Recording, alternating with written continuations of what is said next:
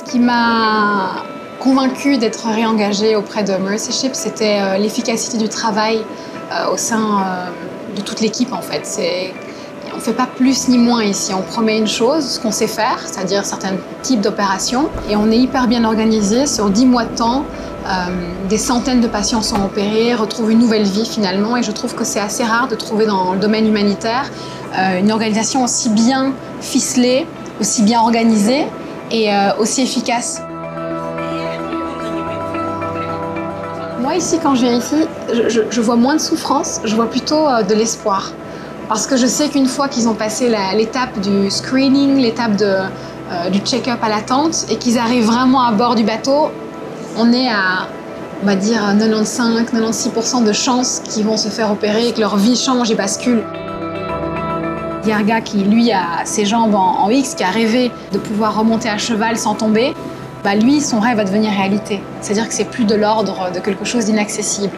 C'est incroyable parce qu'il a vécu pendant 12 ans avec des jambes en X et dans moins de 2 heures, l'opération dure grosso modo 1 heure à 2 heures maximum, il va avoir les jambes complètement droites, bon, sous plâtre pendant 6 à 8 semaines, mais le gros est fini.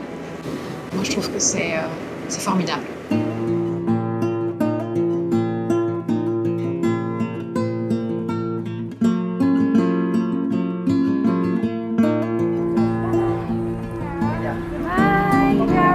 She has, which is a left complete cleft lip, which means that her cleft goes up into her nose. Yes. What I love about when I've heard Dr. Gary share with me about a cleft lip, he's like all the lip tissue still remains. Okay. Even though there's a big gap. However, if it's a gap with a bilateral or just a small unilateral or a complete means it goes up into the nose. Okay. That the tissue all remains. It's just a cleft. À bord de ce bateau, il y a, on va dire, grosso modo 500 volontaires maximum. Et ces volontaires, généralement, payent leur ticket pour venir ici, mais payent aussi pour pouvoir être présents sur le bateau. Ce qu'on déplore généralement au sein de l'humanitaire et des organisations internationales, c'est qu'il y a une charge au niveau de l'entretien, du personnel, le paiement du personnel, etc. Ici, tous les fonds qui sont soulevés par Mercy Ship auprès des différents donateurs, qu'ils soient individuels au niveau des entreprises, vont directement aux patients quelque part, que ce soit pour la logistique, le matériel à utiliser médical ou que ce soit pour l'entretien du bateau, mais il n'est pas utilisé au niveau de l'entretien du personnel qui est au service des patients. Et ça, c'est assez remarquable.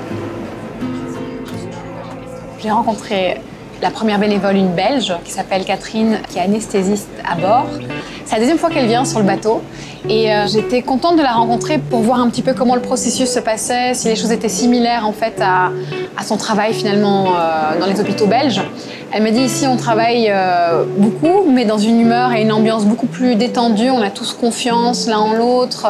Ici tout est bien préparé, on a une grande qualité d'appareils pour les patients. On travaille presque au niveau européen quelque part ou américain, c'est-à-dire qu'on a tout le matériel nécessaire pour donner les meilleurs soins aux patients.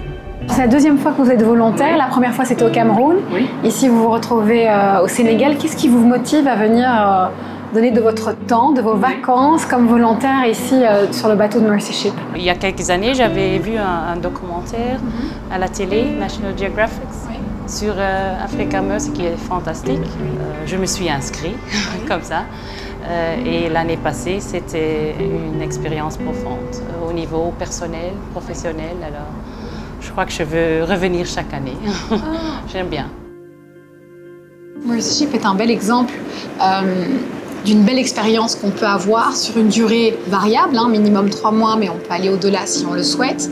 Après, c'est vrai qu'il y a un corps médical, donc moi je ne suis pas formée au corps médical malheureusement, dans une autre vie j'aurai la chance, mais il y a d'autres postes. Et donc là, j'ai pu expérimenter le poste du diner room, donc on se met au service de tous les membres du bateau parce qu'ils doivent tous manger à un moment donné et il faut pouvoir mettre en route en fait ce service de restauration. Là, c'est juste des prises. C'est là le bouton d'allumage pour les frigos. Celui-là, j'imagine aussi. Exactement. Et tu sors les fromages des frigos qui sont sur le central ici? Un don à Mercy Ship fait... C'est pas qu'un don à Mercy Ship fait la différence. Un don à Mercy Ship va droit au patient. C'est ça qu'il faut se dire.